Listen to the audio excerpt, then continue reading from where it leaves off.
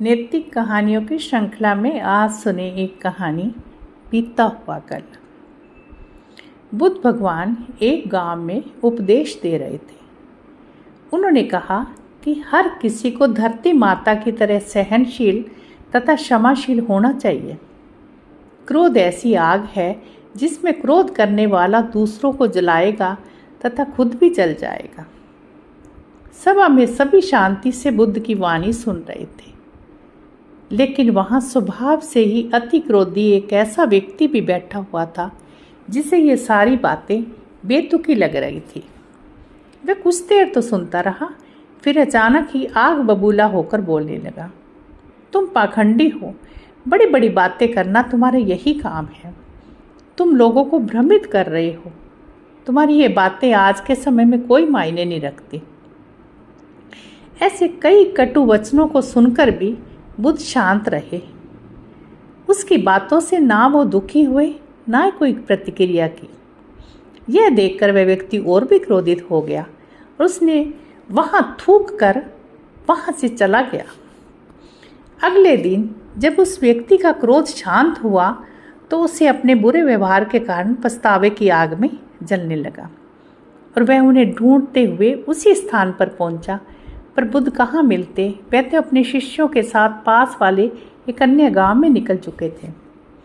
व्यक्ति ने बुद्ध के बारे में लोगों से पूछा और ढूंढते ढूंढते जहां बुद्ध प्रवचन दे रहे थे वहां पहुंच गया। उन्हें देखते ही मैं उनके चरणों में गिर पड़ा और बोला, मुझे क्षमा कीजिए प्रभु। बुद्ध ने कहा, कौन हो भाई, तुम्हें क्या हुआ है, क्यों क्षमा मांग रहे हो?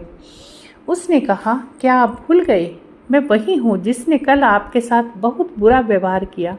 मैं शर्मिंदा हूँ, मेरे दुष्ट आचरण की क्षमा याचना करने आया हूँ। भगवान बुद्ध ने प्रेम पूर्वक कहा, बीता हुआ कल तो मैं वहीं छोड़कर आ गया और तुम अभी तक वहीं अटके हो।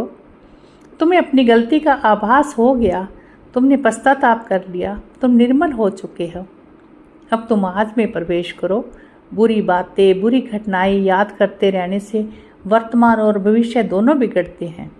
बीतते हुए कल के कारण आज को मत बिगाड़ो। उस व्यक्ति का सारा बोझ उतर गया। उसने भगवान बुद्ध के चरणों में पड़कर क्रोध त्याग दिया तथा क्षमाशीलता का संकल्प लिया। बुद्ध ने उसके मस्तिष्क पर आशीष का हाथ रखा। उस दिन से उसमें परिवर्तन आ गया और उसके जीवन में सत्य, प्रेम व करुणा की धारा बहने लगी। बहुत बार हम भी भूत में की गई किसी गलती के बारे में सोचकर बार बार दुखी होते हैं और खुद को कोसते हैं। हमें भी ऐसा नहीं करना चाहिए। गलती का बोध हो जाने पर हम उसे कभी ना दोहराने का संकल्प लें और एक नई ऊर्जा के साथ वर्तमान को सुदृढ़ बनाना चाहिए। तो अभी आप सुन रहे थे एक लघु कथा बीता हुआ कल।